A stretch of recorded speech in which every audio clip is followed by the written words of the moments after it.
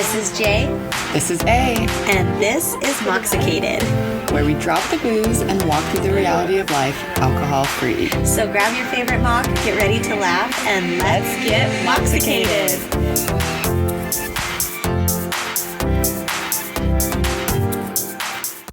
Hello and welcome back. Hi, how's it going? It's good. I'm good. How are you? It's hot. It's very hot. It is very hot. We are in full force this summer, running with our heads cut off at all times. Yes, and I actually was just in Colorado, and it wasn't as hot there. Yeah?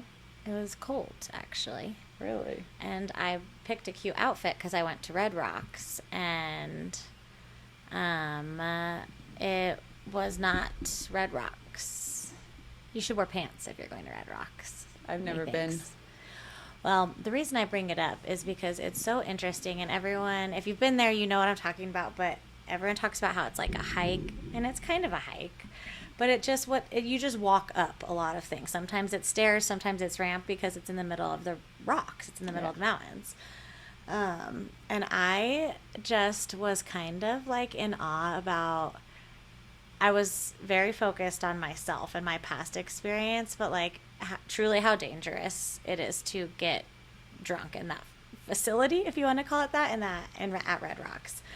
Not only is everything steep, but just as we were leaving, we had to go like up these stairs and then across, and then you go down like a ramp, and I was just envisioning Philip having to carry me out of a venue like that. Oh, I bet a lot of people get carried out of there. And it's crazy because I didn't see a lot of like people like putting themselves in danger, really.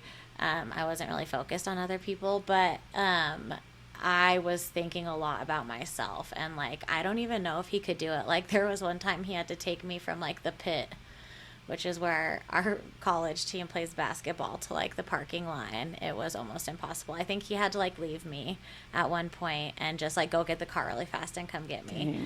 And it was just so incredible to me. And, you know, we see things so differently, you know, now than when we were drinking, but it is just wild that more people don't get hurt there.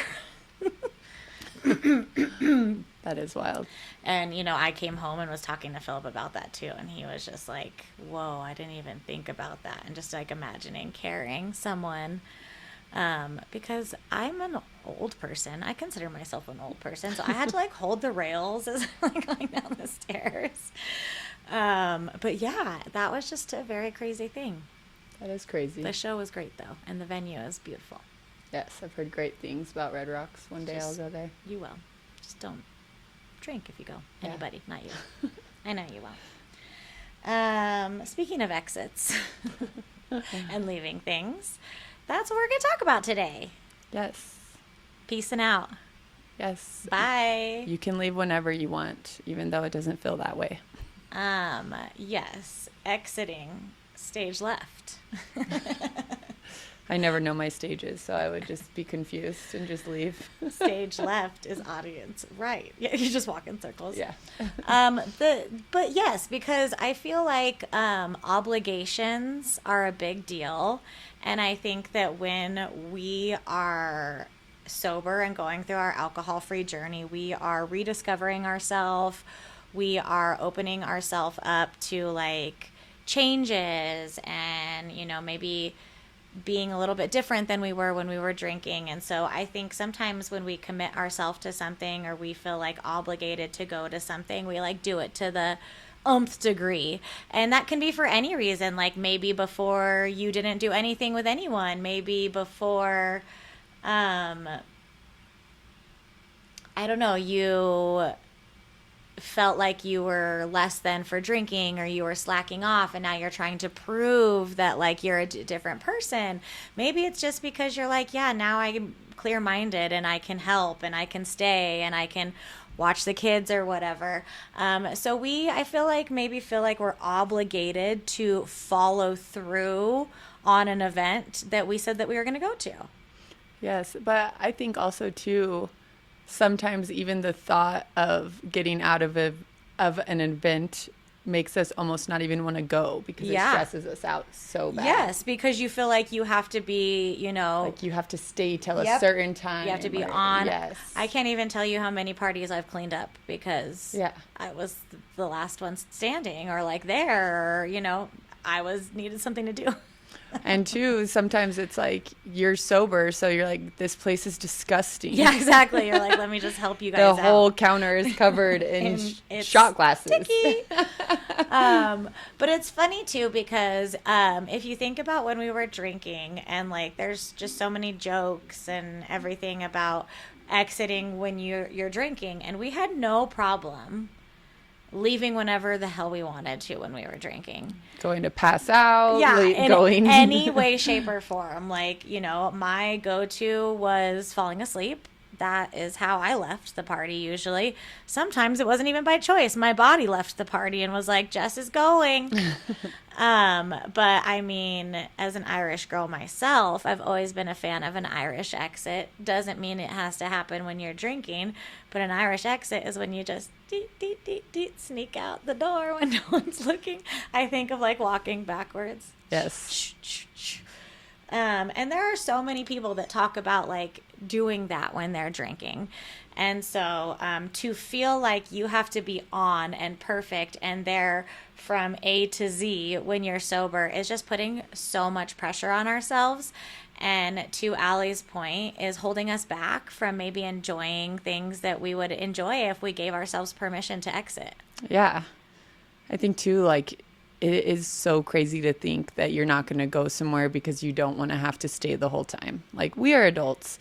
And I think a big part in our sobriety is like reestablishing our boundaries and actually sticking with them. Yep. Because when we're drinking, our inhibitions are out the window. There's no boundaries. We're doing things we don't want to just because we want to keep the party going. Well, it's different now for all of us. Mm-hmm. And so I think that just even allowing yourself that permission. And two, we preach it all the time, like with the Mox toolbox, like you are allowed to leave when you are ready to leave. And if you go back to like, obviously people pleasing is a huge thing that a lot of us feel like we're recovering from or trying to move away from.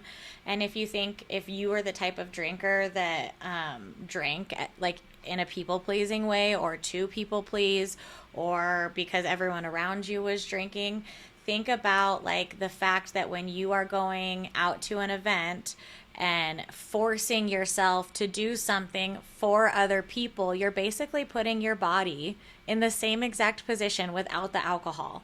And so that's our nervous system is going to be activated. We're probably going to be more likely to be triggered when we're putting ourselves in the exact same people-pleasing positions just because now we feel like we have an extra layer of responsibility. When in reality, when you stop drinking, the extra layer of responsibility is for yourself. Yes. And everything that we talk about in sobriety is doing it your way and making sure that you are the most comfortable and making sure that you are giving yourself exactly what you need. And that doesn't just apply to like when you're sitting at home, and you're craving a drink. That applies to every situation. And so you can leave whenever you want. And most of the time, if this is an adult party where people are all drinking, they aren't even going to notice until hours later when they're like, wait, hey, where did they go? And I have literally been at a party where there was another sober person and I was like, when are you leaving? And she was like, maybe after the next round of drinks. I wait for them to get a little more drunk and then I just Irish goodbye it. Hey babes, J&A here, and we have a brand new product to tell you all about. The Honey Love CrossFlex Activity Sports Bra. Treat yourself to the most advanced bras and shapewear on the market. Use our exclusive link to save 20% off Honey Love at honeylove.com/Mocksicated. That's honeylove.com/Mocksicated. After you check out, they'll ask where you heard about them. Please support our show and tell them we sent you. Experience the new standard and comfort and support with Honey Love. For someone who hates wearing a sports bra all day long, my Honey Love bra stays on throughout my day, from Pilates to riding bikes with the kids. Y'all know bra wearing is minimal over here unless they are comfy, and this bra is so comfy. The CrossFlex Activity Bra is so comfortable, and it's also the perfect t-shirt bra. I love that it has eye hooks and I don't have to pull it over my head. It's so perfect for a little grounded flow at the studio or a sober girl walk around your neighborhood. It's definitely an all-day bra without any discomfort. And guess what, guys? No uniboob. Honey Love is an independent, woman-founded brand that creates products designed by women who genuinely wear and understand them, including their founder, Betsy. Honey Love doesn't just make bras and shapewear. They've built a full line with supportive structure, smoothing fabrics, and premium finishes. So what are you waiting for? We don't gatekeep here at Mocksicated. Please go treat yourself to the most advanced bras and shapewear on the market using our exclusive link to save 20% off. Honeylove at honeylove.com/Mocksicated. Again, that's honeylove.com/Mocksicated. Once you check out, they're going to ask you where you heard about them. Please support our show and tell them Mocksicated sent you. Experience the new standard in comfort and support with Honeylove. Now back to the show. But there's also other excuses. If you're a mom, the kids, you have to leave, or there are plenty of ways to get out of leaving a place if you don't feel comfortable just saying, hey, I'm ready to go. Make something up. My favorite thing that's coming to my mind right now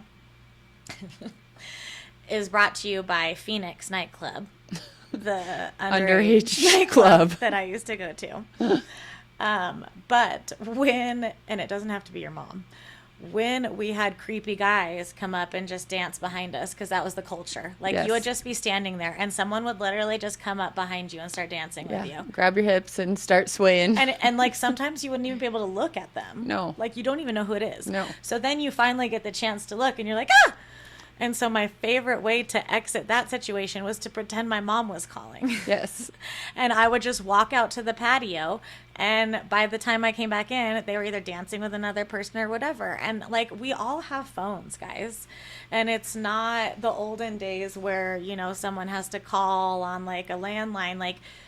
We don't have to be honest about all of our intentions when it comes to protecting ourselves. If we're like, oh my gosh, I just got a text and making up a friend got a flat tire and I need to go help them. Yes. Or whatever. You have every different way. You can be like a Pink Panther and put on a disguise and just dun dun dun dun dun.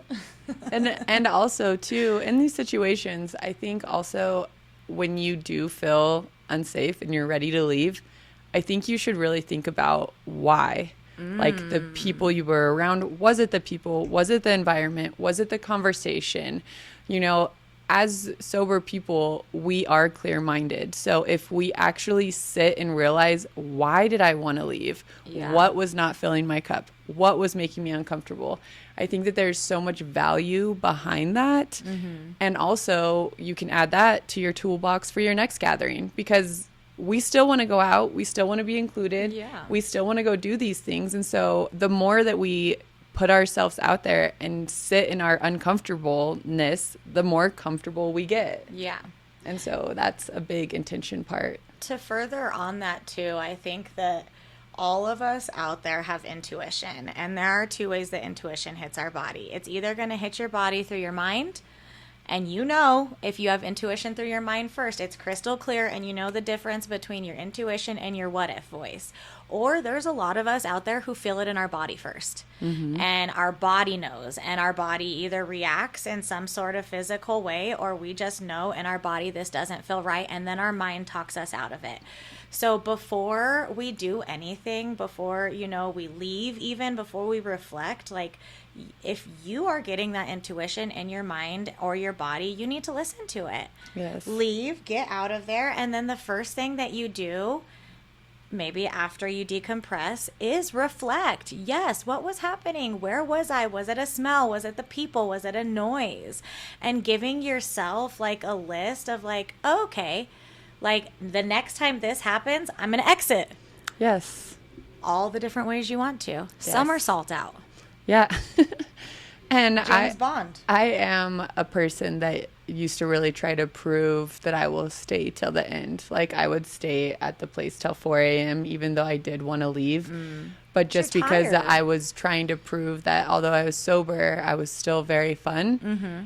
And I mean, that's a whole nother subject. But at the same time, hearing the permission that I can leave is huge too. Sometimes we need permission, and it sounds so silly, but like we can even give it to ourselves. Yes. And whether, I know in one of our recent mocks, we talked about how communication comes in all forms.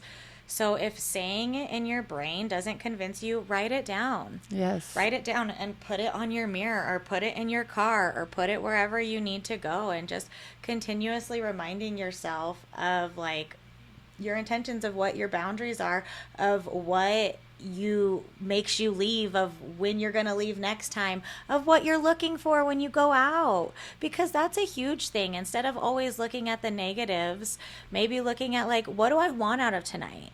Do I want to feel companionship? Do I want to go dance? Do I want to just dress up and have a reason for going out? And once you follow through on that activity, it also gives us permission to be like, okay, you can leave. You can leave. You can leave. Write it. Say it. Play it in your ear when you sleep. Whatever you need to do. Yes. And two, I think the people you're around, if one person there doesn't feel safe enough for you to be like, hey, I'm ready to go. Yeah. That's speaking something too. Mm-hmm. Most people will understand, especially if they're all drinking. You know, I do truly think that they will understand why you're leaving or why you are ready to go. And if they don't, that's another thing to reflect. An accountability partner is totally something that you can utilize in exiting, an event, because it doesn't even have to be someone that's there. That is a very good point. If you don't feel safe with anybody there, evaluate. But also, like, if it's just that you have a friend or a family member or a partner that can just remind you, hey, this is when you wanted to leave, or how's it going? This is what's happening. Or even you texting them and being like, okay, I'm feeling that feeling in my body. And that person can be like, okay, you can leave. You have permission to leave. Yes. Yeah, because exiting is important. It is. We don't want to stay anywhere. No. Have you ever overstayed your welcome? It feels gross. It feels gross.